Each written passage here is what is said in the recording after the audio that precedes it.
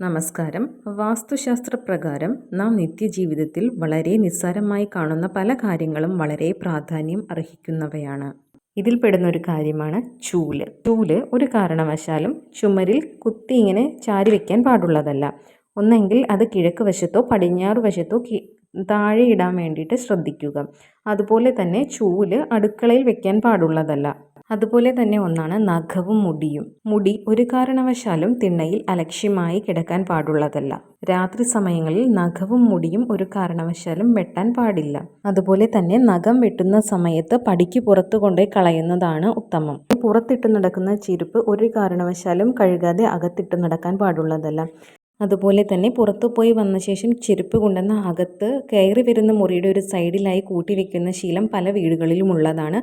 അങ്ങനെ ചെയ്യുന്നതും ഉത്തമമല്ല. ഇതൊക്കെ വീട്ടിൽ നെഗറ്റീവ് എനർജി ഫോം ചെയ്യാൻ കാരണമായേക്കാം.